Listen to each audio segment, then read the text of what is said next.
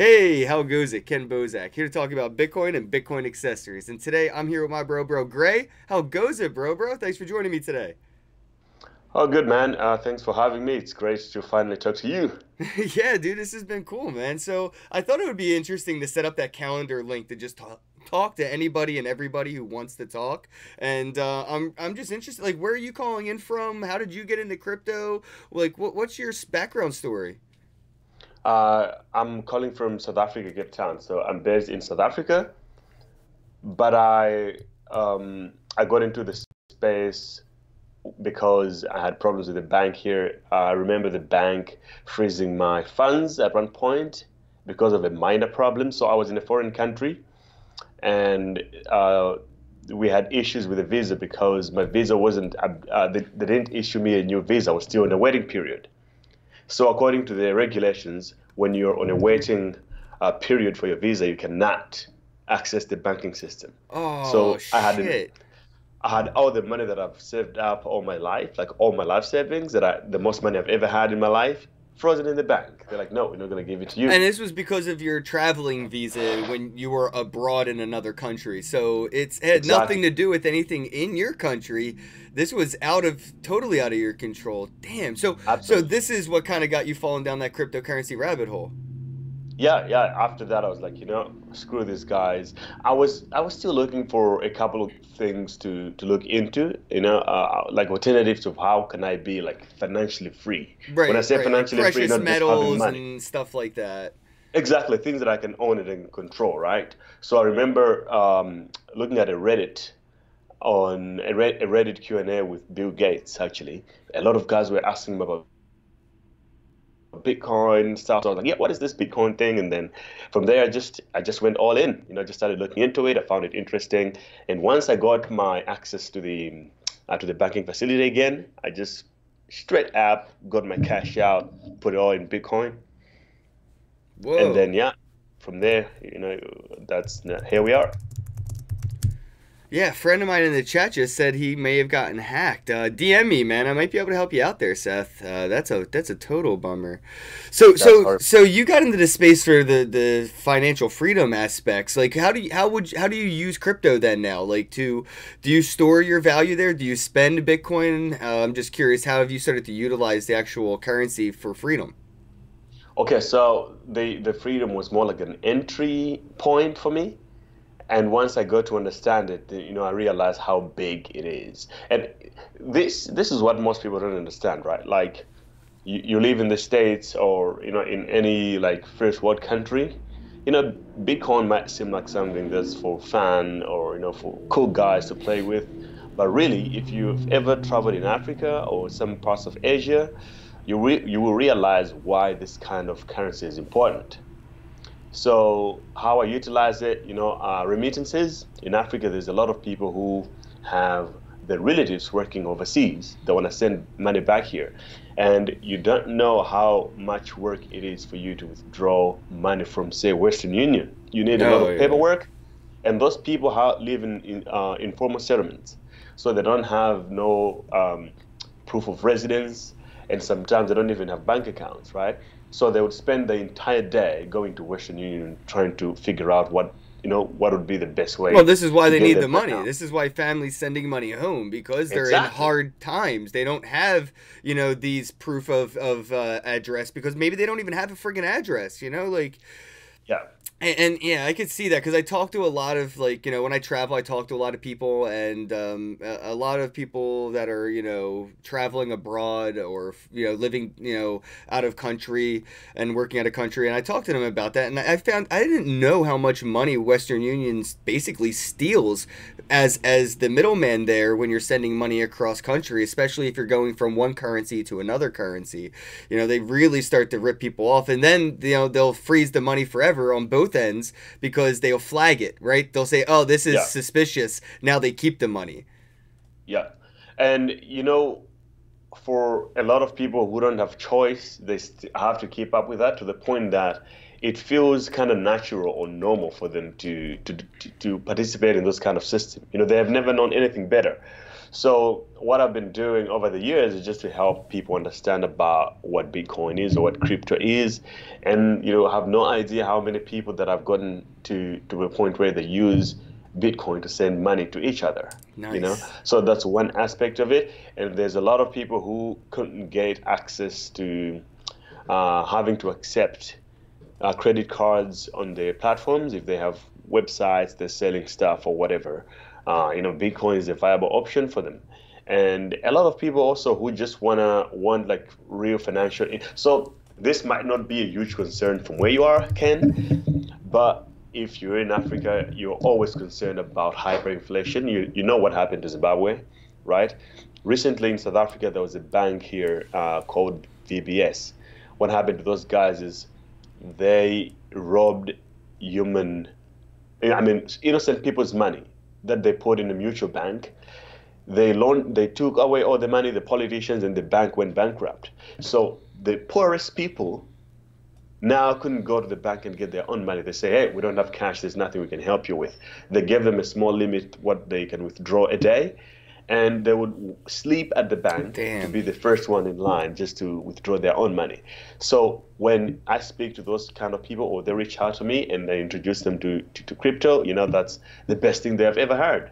So for me, it's that, I use it to transfer money. I think I keep it a huge part of my portfolio actually in the crypto space. Yeah, that's the same here. Yeah. I'm pretty much all in on crypto right now. Just, I mean, everybody was giving it a hard time from, last year to this year, but if you zoom out, it's still relatively impressive as an overall asset for a store of value. And using it, I mean, I've been using it all year, and there's so many platforms that give you a discount, right? Like, you can get 20% off on Amazon if you use Purse. So I use that and I save 20%, which makes my money 20% more powerful. More, So there's so many different ways to use Bitcoin to make your money go farther. And you're right, I don't really worry too much about, hyperinflation and things like that. But I have been worrying more and more about like the situation where the banks have been starting, even here in the US, putting signs up saying anything over, I think it's now like $5,000, we need 48 hours notice. And, the ATMs are starting to give us less and less money. Our limits are becoming less and less at the ATM machines. So it's starting to get really suspect if I wanted to put my tinfoil hat on and go, we're $22 trillion in debt as a nation. So yeah, shit could hit the fan. That's why I'm pretty much all in on Bitcoin. And even the stock market recently has not been sustaining, and that's not going to get any better anytime soon over here. That's been a fucking circle jerk for a few years now. That shit's bound to hit the fan. I think what was it, Goldman Sachs, one of these banks just got caught. One of the people that worked at the bank and admitted to using their money to manipulate the gold market for years. For like 10 fucking years, he was manipulating the gold market. So I can't imagine what the stock market's really like right now. And that's the thing I love about Bitcoin. The open ledger, the public ledger. We know the supply. We know the circulating supply. We know what's left to come out of the blockchain, when it comes to the mining rewards. With a halvening every 4 years. It's just the power consumption. A lot of people complain about like Bitcoin taking up too much electricity and things like that. And I think the real problem is we can measure exactly how much Bitcoin uses in electricity. And for one of these dirty fiat bills, it is completely impossible to measure the amount of electricity it costs to produce this and secure this and transfer this, because it's unmeasurable. That's that big of a number. That's what's killing the electricity right now. It's not Bitcoin, it's fiat. So how I was wondering, like, what are you doing now in this space as far as like educating people and bringing them on? I saw that you have a podcast. I wanted you to just touch on that, and how's that been going for you? Oh yeah, I started a podcast. It's called the Grey F Podcast. You guys can check it out. It's at greyjabesi.com. That's my website. The podcast really was about learning. It was kind of a selfish idea in the beginning where I was trying to create a platform for me to learn and make it easier for me to reach out to people. Yeah. Because it's one thing if you call a CEO of a company and say, hey, can we have coffee? Or if you say, hey, I would like to have you on my podcast, blah, blah, blah, it's a different scenario, So it started as that, and then it grew, and when it changes most, it actually follows my interests. If what I'm doing for the most periods of time is crypto, which is I'm highly involved with. I'm all in right now. I get to do a lot of interviews about crypto. You know, a lot of OGs in the game. I've had Charles Hoskins on there, the co-founder of Ethereum and Cardano. I've Yeah, had IOHK, that's my boy. exactly Roger Ver has been there, David Orban. I mean, a couple of other people have been there. A lot of That great is people have been awesome. there. Yeah, so there's that, and I have a YouTube channel. It's called Hardcore Crypto, which you guys can check it out right now if you Yeah, the links are if in the you description box below, everybody. Check out the links. yeah, 100%, 100%. So, and you know, I get to speak at events as well here when people want me to do it, which I'm always excited to do because in Africa it's more about educating people, and I get a lot more satisfaction when I see someone converted to a cryptonaut. It's always a good feeling that, you know, when you look at people's faces when they learn and understand what really Bitcoin is, or what cryptocurrency, or what mining is, their faces just light up. Like, you know, where was this thing before? You know, Right. all this time. Yeah, so that's what I'm doing, and I work for companies as well in the space. You know, helping to build some cool stuff. I'm the CVO of Hercules right now, Herc.1. Some of you guys can check it out. Yeah, I've had him Building on the that show a couple times, man. It's actually a exactly. really amazing project. Exactly. So building a cool supply chain management platform, and yeah, you know, so there's that. And I do a lot of merch as well, and I sell hardware in South Africa. I Oh, sell cool. Ledger wallets in South Africa, and some merch at the events. And also, I help companies from overseas, which most of these blockchain companies are decentralized, but they're not based here. When they want to come down to South Africa or Africa in general to get a footprint and get installed in here, I kind of help them navigate on where to go and what to do around that. So yeah, that's pretty Are there much any it. projects that stand out in South Africa that are kind of like, maybe under the radar that people aren't really paying much attention to that deserve more Y- recognition? Yeah, I think smart cash is kind of Yeah, overrated out Smart there, Cash but is it's killing it. huge in West Africa. It's kind of killing it.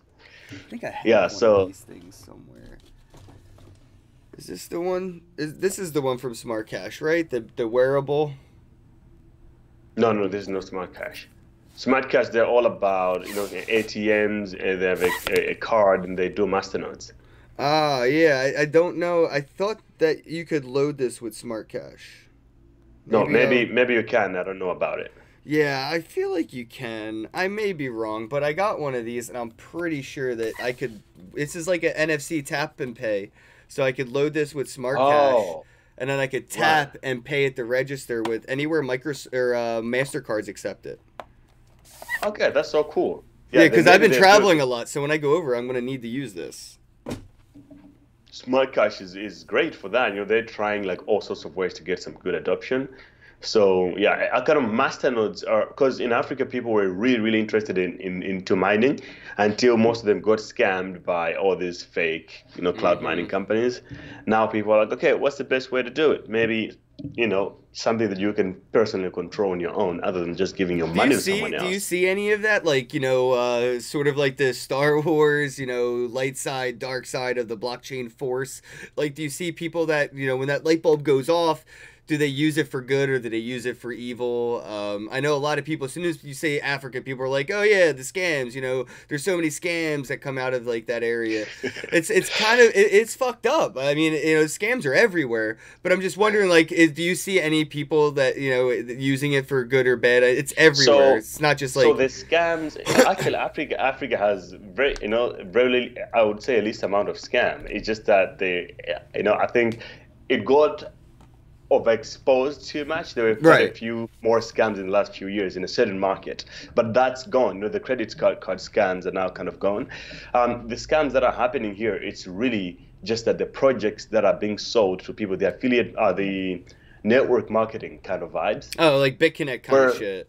exactly. So people they have an idea of when they think about Bitcoin, they think of something that you're gonna sign up and you have to recruit others. And That's not how so Bitcoin they, works. that's what they think. So, you know, there are a lot of guys who build those kind of projects and they come to Africa. They're like, you know, this is it. You recruit So others they and you have a grow. perspective that, most successful projects and things are of the multi-level marketing build. But Yeah. that's not what Bitcoin is. But I can see that that's something of a perspective that some of them may have, some people may have on the projects because of the history of the companies like that. But this I think is going to be a really interesting way for people to realize like the more positive that you contribute and the more positive that you utilize this technology, the more you get out of it, right? Like even if like how I thought it was funny that the ETH scammers on Twitter send ETH here, they were scamming people for Ethereum. Well, what's funny is you're stealing this asset from people while also contributing to its decrease in value, right? Like you're Yeah. making it worth less because of your negative attributes to it instead of Yeah. contributing positively and making it worth more. So it's like digging a hole uphill and throwing the dirt right back into itself every time you dig a hole. It's not going to get you anywhere. So I think that the incentive to be a pro good actor is the blockchain and it is the cryptocurrency. The more positivity that we throw into it, the more it is valuable, the more it's beneficial for everybody involved. Even the bad actors I think will turn into good ones. Yeah, yeah, pretty much. Here, you don't really get those kind of bad actors who are like, trying to scam people for ETH and stuff. It's just misinformation, really. That's all it is. Right. And right now, people are getting jacked up about it. They're trying to research. It's just that the people that were interested first into Bitcoin were people that were looking for opportunities already online to sort of make extra money first. Right. So their approach of what would happen was that they have to sign up into some kind of a scheme. Well, But Andreas Antonopoulos even touches on this on a lot of his talks. Like technology as it evolves, it kind of it appeals more to bad actors, right? Like the risk yeah, reward for a bad actor is fucking exponential. Hey, I could use this to hit you over the head with it and take everything you have, and look at all the stuff I have now. This hammer's awesome. You could have built a house with it, but I just took your house with it. And that's what happens. And I think even Andreas said the first fire was probably used to rob somebody's hut. You know what I mean? And that's what yeah, Bitcoin does. It was appealing to the bad actor. I mean, Silk Road, gambling.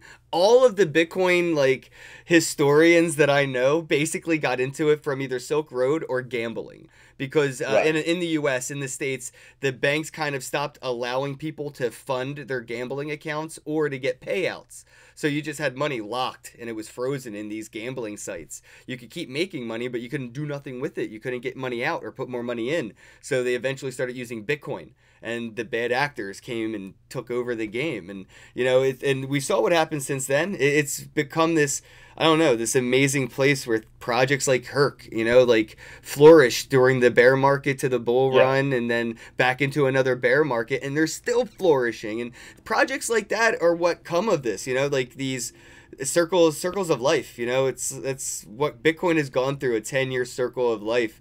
What has been going on in South Africa though? Have you been seeing like local businesses say like we accept Bitcoin? Are there any like local meetups or Bitcoin ATM Oh, yeah. machines? If you go to Johannesburg, there's a couple of Bitcoin ATM machines there. When it comes to meetup, there's pretty much some kind of a crypto meetup every week here. Oh wow. Someone is, yeah, we have very strong communities. We have companies like Rehive that are kind of uh, blockchain development on demand. So they help people to build apps, and they have a client base all over the world.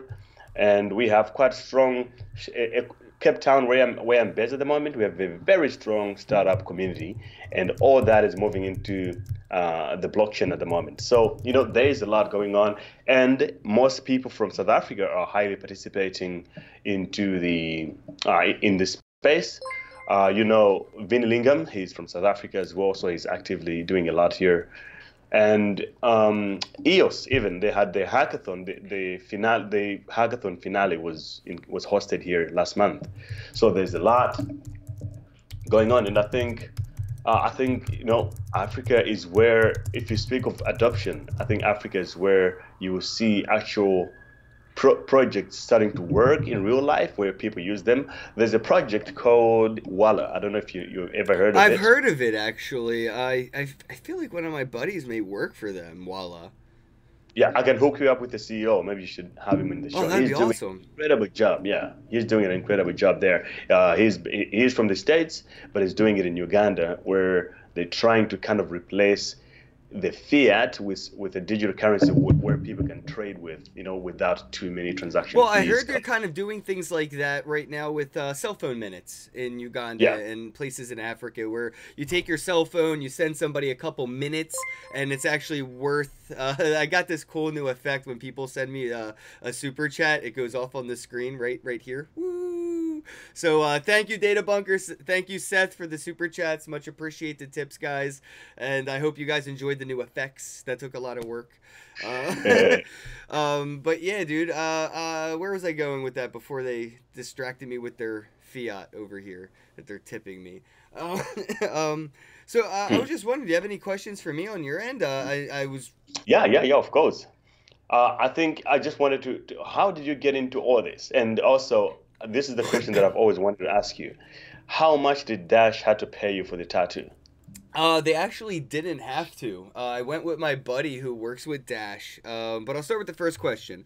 First question. How did I get into all this? Uh, well, I think it was like 3 years ago. I was working at this cell phone repair shop, and I was starting to think about my future. I was like, yo, I should probably start saving money, right? So I saved up some money, and I had money. I was like, all right, I saved it. Now what? Check, step two. I was like, shit, I got to invest it. All right, what should I invest in? So I started looking into things, and I went into like TD Ameritrade and these other like apps to buy stocks, and I bought some cannabis stocks, which actually did pretty well. I still have a few of them, and I actually stumbled across Snapchat. They were doing an IPO.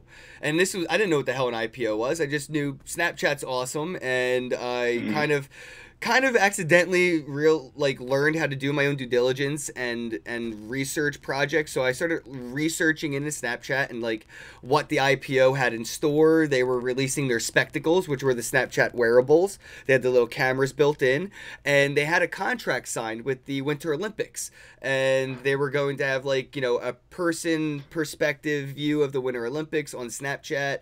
And I was like, cool, this is enough for me to just buy the rumor, sell the news kind of thing. And I told you, like, I kind of fell into like that whole understanding. Thanks for the super chat, Amina. I love you. And from there, I wanted to invest in Snapchat's IPO. I saved up money. I found out what an IPO was, right? You can't invest if you're not accredited. You have to have permission to invest in this shit. So I was like, all right, fine, whatever. I didn't even care yet. And it went from like $4 a share, dude, to like $24 a share. It was fucking Wow. insane. I was pissed. I wanted to put a couple $1,000s in. I had the money. I went through like eating ramen soup forever to save up money. And they just told me no, and I saw potential profits, just like, like my head was being held away like a little kid being teased. So, I don't know, I got a little pissed off, and I bought some. I was like, fine, it may still keep going up. And then it dumped down under $10, and I lost half of my money. So I was like, well, that was fast. It was like South Park, and it's gone, So Yeah. I kind of sold everything, and I was really upset. And my buddy I was working with at the time saw me researching precious metals. I was about to go all in on gold and silver, dude. I was so done with fiat, so done with stocks and banks. And he was like, dude, check out this thing, Ethereum. It's like the Internet of Things, man. It's going to be like programmable money code stuff. And I was like, what? And I started researching a little bit about Ethereum, found Vitalik, and then I kind of more so backtracked in Ethereum's history and found, Bitcoin and Andreas Antonopoulos. And I gave up on Ethereum. I stuck with Bitcoin. I fell down that rabbit hole. Within 30 days of hearing the word Bitcoin, I interviewed Andreas Antonopoulos. And after that interview, I sold everything I owned for Bitcoin. I was like done with everything. Wow. I sold my Xbox, my recliner, my TV. I sold everything. And I just was like, fucking, this dude Andreas is on to something here. So while my friends were following the Kardashians over on this side, I'm over here following the fucking Andreases on that side, and the Trace Yeah. Mayers and Charlie Lees. And it was just an amazing couple years, man. And this year, 2018, I decided to celebrate by taking a year off. I quit my job and I traveled. I attended 40 events where like fucking 20 of them I got to hang out with the guys at Anthem Gold and Hercules, the project you're working with. I freaking love those guys. Amazing supply chain, and it was thanks to this year that I got to meet all these people. And after all this traveling of this year, to capitalize on it all, I have about 4 boxes like this full of business cards of awesome projects that I've got to meet. And I'm going to be doing interviews throughout 2019, talking to all these people that I've got to meet traveling the world. Yeah, man, I have so much like random swag. Actually, I don't know if I have that one. That's dope. Yeah. It's a business card, actually. Yeah, pretty dope. And the Dash tattoo. Actually, I met this guy, Brian, at a Bitcoin meetup, and I had a pretty interesting story to tell about Bitcoin that kind of got me into Dash. I was just starting my YouTube channel, my podcast, and people were saying, hey, give me your Bitcoin address. I'd like to send you some Bitcoin. And I was like, fine, I'll just put it in my hardware wallet. Like, I'll save all the donations and tips I get. I'll save that money. So I started sharing my hardware wallet address with my savings on it. And I did not know at the time that you could just backtrack my public address on the Block Explorer and see everything that has happened on that wallet. All the Bitcoin that I've ever had, all the Bitcoin that has come in and out. And it concerned me when somebody said, hey, send me your Bitcoin address. And I did. And they sent me a screenshot of how much Bitcoin I had and said, I'm not sending you any Bitcoin. Go fuck yourself. And I'm like, I didn't ask. You offered. And I was like, oh shit, like now I'm a target. So that's like right around when I got hacked and everything like that. And I lost a lot of my money. I lost a lot of my Bitcoin. So I kind of fell in love with Dash after learning about the privacy flaws of Bitcoin and the privacy opportunities that Dash offers with the private InstaSend, and the whole masternode system of like being a money launderer basically is like appealing to me. Like I now have a reason to say, if I want to give you a $2 tip in crypto, I don't want to do it with Bitcoin. I want to do it with Dash private InstaSend. Even if I give you $2 as a waiter, you could, if you're smart enough, backtrack it and see my funding address. And that's concerning. So that's just something that really appealed to me when I found out that Dash was answering these problems that I didn't even know I had until it was too late with Bitcoin. When I first was told Bitcoin's anonymous, it's free to transact, it's all this, and I'm like, it's none of that. There's so much of fees. There's so much of identity exposure and doxing when you say, here's my Bitcoin address. So I kind of got this in celebration of that educational opportunity where I lost some Bitcoin, but I could have lost more or whatever, right? I think that there's a lot to learn from that, especially on when you get hacked. I mean, you have been hacked before, obviously. And those moments usually happens when the price is high, Bitcoin is kind of in a boom, then people try to get around wallets and try to hack shit. I don't know what would you recommend right now for folks listening to protect themselves from these hacks? I mean, honestly, if you're really into crypto and, you have a lot of wealth in it, you are your own security. There is no bank, right? Like you're your own bank. That's like the pitch to Bitcoin and crypto, be your own bank. So you're your own security guard too. And everything that's involved with a bank's job to protect your money, you now have to do this. So I recommend maybe getting a phone number for your 2-factor authentications on websites that you never give away. You just never tell anybody this phone number. Or your email address. You make up an email address that you've never shared with anybody ever, and you 2-factor that email address with the phone number that you have never shared with anybody ever. And if you can, try your best to create a new password for every single platform, website, and project that you log into. Never recycle a password. That way, if one has been breached, if one platform has a vulnerability, say Coinbase is hacked and all passwords and email addresses have been stolen, they could use those emails and passwords to try to auto log into 100 websites similar to Coinbase, and they'll find one or two that automatically log them in. So you want to make sure that you're never sharing your email address that you're using or the phone number that you're using, and you want to use a new email or, well, a new password as much as possible, or a new email address if you can do that as well for these, you know, different exchanges. If you're using Binance and you have a lot of funds on it, new email, new password that you never use anywhere else.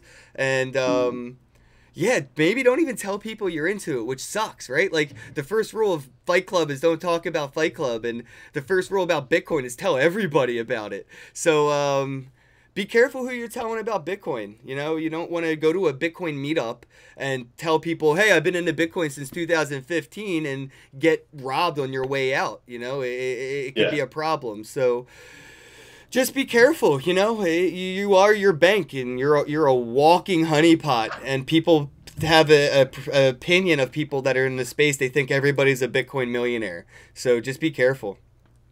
So actually, to add to that question, then, did you ever plan for the worst scenarios? So if you had to die right now, what would happen to your fans? Because this is the question that I've asked to so many people. I didn't have an answer to this till recently. I honestly just found an answer to this. And shout out, because they actually sent me a super chat. So shout out to Data Bunker. This is not a paid ad, but I would have bought a Data Bunker. You know what I mean? Like, when one Bitcoin was $20,000, a Data Bunker was like 0.1 Bitcoin. 0.1 Bitcoin. Or less, and I could have gotten one of the most secure ways of storing my private keys on a hardware device that is EMP proof, encrypted, and unhackable. And I would have done that. I would have invested in something like that if I would have known that it existed at the time, which I didn't. But right now, I'm actually investing in a Data Bunker so I can securely store my private keys. So, like, a lot of people, you know, this is great. This is a hardware wallet. You can put your Bitcoin on it, and it's fine. But when Bitcoin hits $20,000, this fucking $2 plastic flash drive is not cutting it. And I would have been more. If I don't know. I didn't think Bitcoin would have went to 20,000. That's the problem, right? Like, you know, when I got into it, and I never would have expected my portfolio to go up with Bitcoin's value so exponentially, to think about investing in something, you know, expensive and secure. So all I had were these things, and I got hacked. So so you got hacked in hardware wallet? I got hacked from my Exodus wallet on my computer, and one of my old hardware wallets that I didn't update. So if you don't update your hardware wallets, they can be hacked when you plug them in, and your outgoing Bitcoin address, say I wanted to send you Bitcoin from my hardware wallet, it would say that it's going to you, but it really didn't. And that happened to me once as well. And this was like 2015, like when these Chrome browser scam plugins were like really prominent, and you had to be super cautious of where you were sending your Bitcoin. So yeah, I've learned that if you didn't update your hardware wallets, that you could have really sketchy issues. And my software wallets were vulnerable as well, my Exodus wallet, as a matter of fact. So yeah, just I would have kept my private keys on something more secure, like the Data Bunker, if I was more aware. Like, you know, I had more foresight. Like, oh, Bitcoin's going to be worth 20,000. I should probably invest in $1,000 hardware wallet instead of a, you know, $50 wallet or a $2 wallet that they sold me for $50. It's just plastic. Yeah. So getting back to the question is, I've asked this question to so many folks, Charles Hoskinson, Ivan and Take, and a lot of guys in this space. Like, you know, a lot of smart people building these technologies and solutions. But like, why haven't we thought of the worst case scenario? You are your own bank. If you die, imagine if you had kids, a family. How do you give out your wealth? To me, that's one of the things that I worry about the most. My heart just broke. There was a project I was following for like a year that was helping with this. Digipulse, which kind of just like fucking exited or died. I don't even know exactly what happened to Digipulse. But they were basically like that. They were like a will. Right? Like, if you don't interact with your Bitcoin, if you don't withdraw any Bitcoin from that wallet, it'll auto withdraw to a secondary Bitcoin address, say your relative or something, or a smart contract. But yeah, dude, you're right, man. I don't know why we haven't been focusing more on the security aspect and like the longevity. Like, Bitcoin's like the only thing we can literally take to the grave with us.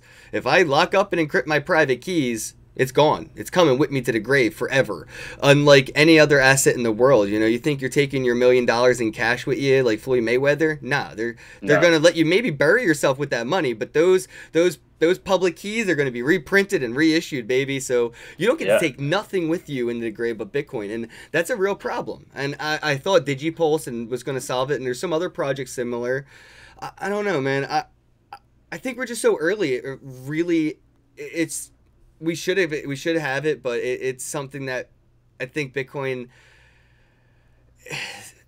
as Bitcoin grows, that incentive grows with it. So that solution will come in time, right? Like a company or a smart contract or a developer that's foresightful enough to find a solution for this, it'll just happen.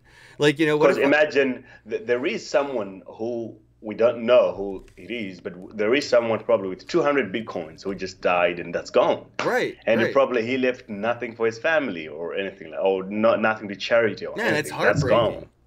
It is really heartbreaking, yeah.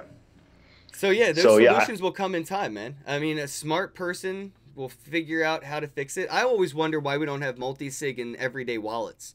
Like, why doesn't every wallet on my phone offer the ability for like a multi-sig?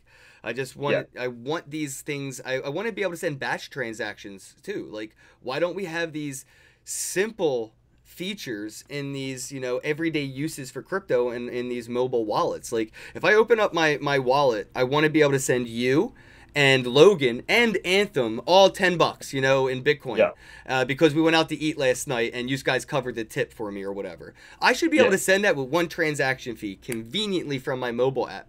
It's possible, but nobody's done it yet. So it's just, like I said, in time, people will build it because they're going to want to bring people to them. They're going to, they're going to have to fight for the end user, and it's going to come out of the best end user experience that you can give as a company. So one of the questions that I get here is that a lot of people always ask, like, hey, what can I do to get involved in this space and get paid in crypto, to work for crypto companies and whatsoever? What would be your guide to that for someone who's just getting started? Right now, Coinbase just started their whole new earn crypto thing with 0x. So people could actually watch like crypto videos, learn and earn cryptocurrency from Coinbase now, which is pretty cool. That's a good start. I would also say participate with the Steam It economy. Start blogging or curating by re-steaming things and commenting and engaging in the Steam It economy is another way to earn a cryptocurrency. There's just so many different ways to really get involved. You could even do meetups and see if you could find a sponsor that could help you by, funding the meetup as far as getting like food and drinks, and maybe help give away some crypto to the newcomers so they could have their first taste of crypto. I really highly encourage people to do that. Start a meetup, start a meetup locally and do it on either a weekly, bi-weekly, monthly basis. Reach out to people in the community for sponsors, say, a cryptocurrency wallet or a project or a local currency like Smart Cash, if you're in South Africa, would be, inclined to sponsor your meetup because it benefits them. And as long as you have the best intentions, I don't see anything wrong with that, trying to help build education by getting sponsors to help you with that. It's really hard right now to get 30 people to come hang out and talk about Bitcoin in a bear market. And free beer and pizza helps. So getting a sponsor to help you with free pizza and beer to help on ramp these people in a bear market, it's not malicious as long as your intentions are good. So I encourage people to start their meetups.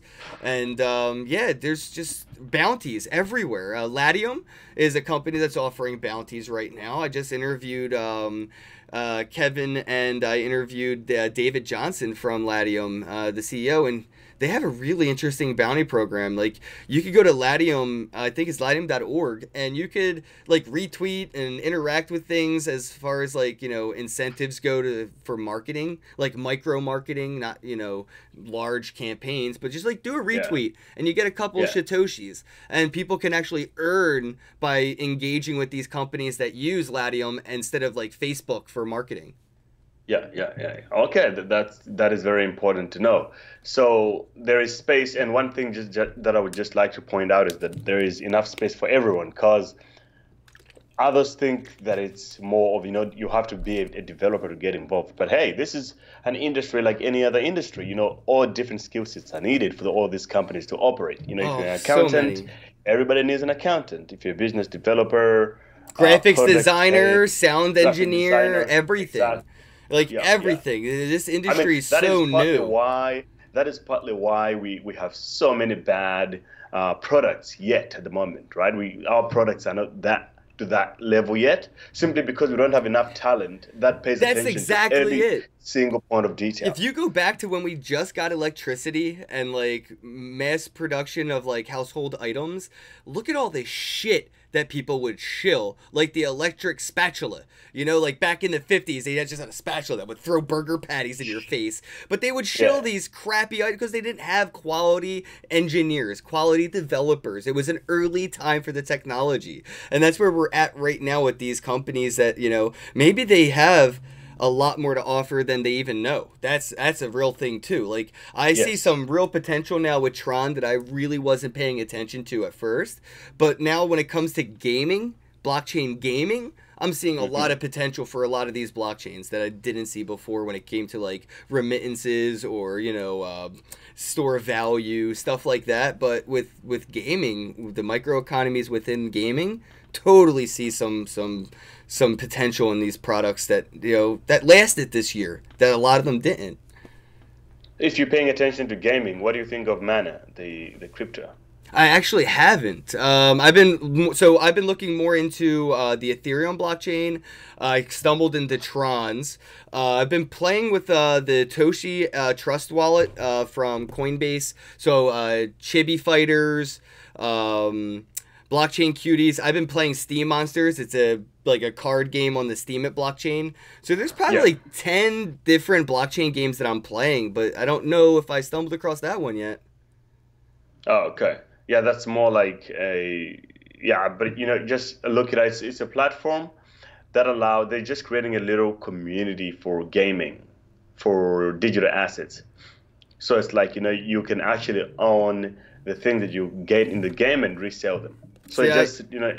I even won this at Dogecoin, and I kind of stumbled into Engine Coin. That's so zen, man. Sounds good. Oh, 3,500. Yeah, that's a lot of coin I won. I was on stage talking about gaming on the blockchain. How do you put your coins or portfolio together? Like, you know, the more events you attend, the more people you meet, you happen to collect a lot of coins. It happens to me too sometimes. It's like, so do you pay attention to everything, or you sell some, or you have a spreadsheet? So I have 3 sheets right here full of apps. And I have it all written down on paper in a safe somewhere. So I have like one centralized point of failure, I guess. But like, I had to write them down somewhere. I think what I'm going to actually eventually do, probably find like a virgin computer that hasn't touched the internet, type it up, encrypt it, throw it on a flash drive, and then throw that in my box. So it's typed up, everything's convenient, but it's also encrypted at the same time. But yeah, I did. I made a spreadsheet of all of them, and there's probably like 30 or more different like private keys written down for everything that I've been to 40 events. It's a lot. Right. And I don't know, when it comes to the gaming portfolio, I found what's the one that I'm using right now, because it's really friggin' cool. I have like 3 that I go back and forth from. Trust Wallet by Binance. Yeah. It has Binance has a really neat little like blockfolio where you can just run down and see all your collectibles really conveniently. Oh, okay. Is it Trust Wallet, you said? Yeah, Trust Wallet by Oh, Binance. okay. Yeah, I yeah. love Okay, it. yeah. I actually was using Toshi until Coinbase bought them, and then I was like, "Fucking Coinbase is buying everything." They bought Yeah. Cipher browser. They bought friggin' Earn. They bought Earn, man. They They bought bought Earn, yeah. everything. So I'm sitting here like, what are they gonna do next? And then they bought Toshi, and I love Toshi. For the record, I love Toshi. Now they just call it Wallet. How much more confusing could you Yeah. possibly try to be, Coinbase? I think Coinbase is becoming the Google of crypto right now. I don't know if I like that, man. They I should don't just see. come up with a coin at No, least not so we Google, can not speculate Google. on them too. AOL. They're the Oh, AOL of crypto. yeah, As that's soon as actually people spot on. realize that that's an intranet and that they're being taxed to use a very centralized means, because like if you get caught sending Bitcoin to a gambling website on Coinbase, they'll freeze your account. Yo, if I give you my Coinbase Bitcoin address and you send me Bitcoin from South Africa, there's a chance they'll probably freeze my fucking account. Yeah. And so like Yeah, it's like that the is crazy. same That is problems crazy. with new money. So I really feel like people will wake up to that Coinbase AOL centralized intranet situation when they start seeing that they're going to run into censorship. And that's what Bitcoin prevents. It prevents censorship. Somebody cannot be able to tell you that you cannot send Bitcoin from A to B or B to A ever, ever. Like, don't tell me what to do with my money, ever. And if Coinbase Uh, even has the opportunity to do that, they're bad actors in this space. yeah, they are. Pretty much the same with BitMEX. I think they're Oh, all 100%. but I don't I know. mean, I love the guys. I respect their hustle and entrepreneurship. You know, they just trying to survive and What make cool exchanges do stuff you like everyone use? else. Do you use any decentralized exchanges? Because in that app I showed you, the Trust Wallet, there's an Ethereum decentralized exchange for like the ERC20s and stuff like that that I've been using. I don't know, like, what exchanges have you been using, though? Is there any that you kind of feel like you can trust at this point, besides like Binance? Because I feel like that's like the only one right now. Yeah, I use Binance, and I also use a crypto bridge for. I know that's weird, but I use crypto bridge for altcoins. It's pretty dope, even though the fees are high. But like when I'm trading altcoins, I like crypto I bridge a used to lot. use Shapeshift, man, but now I'm just stuck on Changely. I guess because of the KYC from Shapeshift, but Yeah, yeah. Shapeshift now it's now it's shit. It's full of it shit. I is. don't use It Shapeshift. became what I don't even know what to compare it to anymore. It's like it is shit. It's just like why even use it? Who would use Shapeshift? Who does But who? but you know what I do because I sell a lot of Bitcoin in Africa, a lot of crypto. So I kind of I'm involved with a lot of OTC trades as well, which That's actually helps a lot, and it saves me a headache from all this is there a KYC lot of BS. peer-to-peer like trading going on in South Africa? Like I feel like the OTC market should be hot over there right It now. is super hard because only South Africa has a functional, and Nigeria has a functional exchange where it's easier for you to deal from fiat to crypto, right? The other countries don't really have it, and I think except for Uganda, where Binance, the CEO made a deal with the president, and they allowed them to launch a fiat Binance in Uganda, which was absolutely amazing. But in all other countries, actually, so what I do, I have Facebook pages for different countries, and I sell crypto through Facebook, and I buy from them too, which is great. So this guy's, it's all cash. Of sometimes I have to use my bank accounts in some countries, but whatever. It's just hustling around, and it works here for the most part because the government, not all the governments has figured out or decided what this is. Even in South Africa, they're aware of it. They like it from what I've seen, but they're not clear about, what do they consider Bitcoin as? Is it a security? Is it a commodity? They don't know. Yeah, when I first got, I mean, that's another good way for people to get involved, especially if you're in South Africa. Try to build your digital reputation. You start with $10, $50 trades, and then, you work your way up. That's basically how Yeah. these OTC deals really work out. You find people that have worked their way up low to high, building up reputations that have a track record, the don't trust, verify kind of aspect. And I've actually kind of did a little bit of that when I first got into it, going to my local Bitcoin meetups. I would Yeah. I would sell Bitcoin, and it's kind of the opposite of what Tone Vase would do. Tone Vase always sells it for under market value, but I always would sell for 10%. I sold the I sell for ATMs. 10% I too. sell for 10% over market value, And sometimes when you're looking to buy it, sometimes people have, you know, what we would consider not so clean Bitcoin. Maybe it's from a gambling website, or maybe they were selling things on Silk Road. So now they have Bitcoin that they kind of want to get rid of, and they don't mind taking a 10% cut. So I would take their Bitcoin for 10% under market value, sell that Bitcoin for 10% over market value, and I would have 20% worth of profits in my pocket while having all the Bitcoin still in my wallet. That's exactly the game. Here it's like here they don't have much choice because if you're in a shitty country, you don't have any other choice but you want it, right? So the guys who are like scared shitless. I mean, I met this other guy the other day who thinks he's gonna get through a divorce and he wanted to just split up his wealth because he could Oh tell that shit. he had a lot to lose. So he was looking to buy in and like, and he bought a lot of Bitcoin Damn. and he didn't have a choice to just buy it from anyone. So he bought it from another dude who charged him 20%, He's lucky he premium. didn't get And robbed. You know, a lot of people would get Bitcoin Cash or something worse or nothing. yeah, exactly. But it was a good deal. They did it. It worked. If you're in a desperate area like Zimbabwe where you want the Bitcoin, but nobody's selling it, you're gonna pay everything for it, That's whatever true. you have. So that's exactly the I think that's situation. why we're seeing the price where we're seeing it right now is the OTC markets right now for the whales is huge. And we're Yes. talking, what we're talking is like maybe $100 to 1,000, maybe $10,000 here and there. But when you're talking 100,000 to millions of dollars, they're not going to want to go through an exchange. When they go and buy $10 million worth of Bitcoin, they want to go through an OTC trade because they don't want that price to reflect on the exchange. That way, when they go and repurchase this investment next month or whenever their dollar cost averaging getting into the asset is, they don't want to hyperinflate the price. So they don't want to get less for their next investment, right? So they do this all under the table. And what they're doing, like, this is people. I mean, if you look at how people move money, big amounts of money, like with art and gold and other shit that are, just money movers, you see that losing a couple percent on something isn't losing at all, right? Like you have these people, OTC, buying millions of dollars worth of Bitcoin, selling it for 30% less on the exchanges to liquidate it. It's not hurting them any to lose 30%. You know how much tax money they just They would evaded? pay. Yeah, Oh, yeah. exactly. That Yeah, yeah. 30%, the money they're losing selling it for less on the exchange, it's money in their pocket profit. They're Yeah. making money while losing money, and that only happens when you're a fucking whale. And it's not even people making a huge amounts of trades. It's just like if you're in a country like South Africa, right? We have Luna here, the exchange. If you buy 100 Bitcoins on an exchange that have an average volume of 500 to 1,000 Bitcoin a day, you're still going to pump up the price.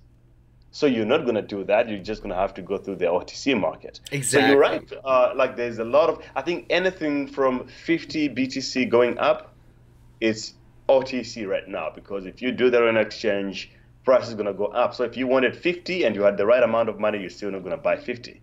So just makes Exactly. sense. Yeah, these people know what they're doing. That's why I'm really excited for these decentralized exchanges. Decentralized, I don't even trust Coinbase. I would love to audit Coinbase. Fuck the Federal Reserve. Let's audit Coinbase. I want to see them have every Bitcoin in possession that their end users and customers believe that they have, right? Because Yeah. like it's really suspicious when Bitcoin has like a mooning period or like kind of spikes down real quick. Coinbase freezes. You can't do anything. Can't buy. Can't sell. Can't move. Yeah, that's That's some that's a bad practice. right. It's But that's the shady. problem. What the government does to us, like the SEC, right? They put too much regulation, like they're trying to protect us. But when things go wrong, when we expect the people that they put into for us to trust, they don't do anything. So if you do something wrong to Coinbase, quickly they're going to throw out they'll file a lawsuit. But if they freeze when you wanted to make a trade and you lose money, you can't sue them, right? That Right. just doesn't make sense to me. I had a So random unfair. question just pop into my head. I mean, you're working with Hercules, so like that's a Yeah. supply chain blockchain. Is there a way to put fiat on the blockchain so we would know the circulating supply? Because right now, literally, I could not tell you how many of these are in circulating supply. So I kind of have no clue what it's worth. I don't know how many of Right. these I have out of the circulating supply or the total overall supply at that. So like, could we tokenize this and and give it that power that it doesn't have, or is that a waste of blockchain ability? I think that is a very good idea, actually. You could do that because you can scan it, and I mean, imagine if you had a QR code for it to begin with, or you can find something to scan on the note. And if you check it in the blockchain, you can validate whether there's a copy of that existing somewhere, or that's actually the only Yeah, one. there's the Because serial the number only right there. exactly, yeah, I think it's definitely possible. Definitely possible. It's just a matter of because it's only the government who has the access to how much Right, we'll money is have the being public generated. address. They'd have the private keys. We need more transparency. We need more transparency. So yeah, Oh, Hercules is something we can use. We can use it for everything now because we have, let's do it. Herc for entrepreneurs, Herc for enterprises, and Herc for personal use. So you can use it for whatever you want to track, and want to make sure that you're having the legit stuff all the time. Yeah, I didn't realize we're actually over an hour. We've been here for an hour and 20, I think. Wow. Wow. Time flies, dude. Yeah. I It's been a good anything chat, though. yeah, anything you wanted to it has. It felt like I haven't had enough time with you, man. Anything that you wanted to go over real quick? Ah, man, that's it. I was just curious about how you got started, which was an incredible story. Otherwise, I mean, thanks for having me. And yeah, it's been a very great time. Yeah, guys, check it out. I have a link in the description box below. You can check out the podcast that he's running. It's a great podcast, right? It's the Gray App Podcast. You can go to grayjabesi.com, and on YouTube, I'm Hardcore Crypto, and the podcast is on iTunes, on Spotify, and all the largest podcasting platforms. So yeah, definitely check it out. A lot of knowledge out there. All right, guys, thanks again for tuning in. I appreciate all the super chats. Shout out to Seth, Data Bunker, and Amina for the $5 Canadian, the Canadian dollars. Thank you guys so much for the love. Don't forget to check out the links in the description box below. Pound that thumbs up button, click subscribe, and flick the alert bell, and have a day. Cheers, dude.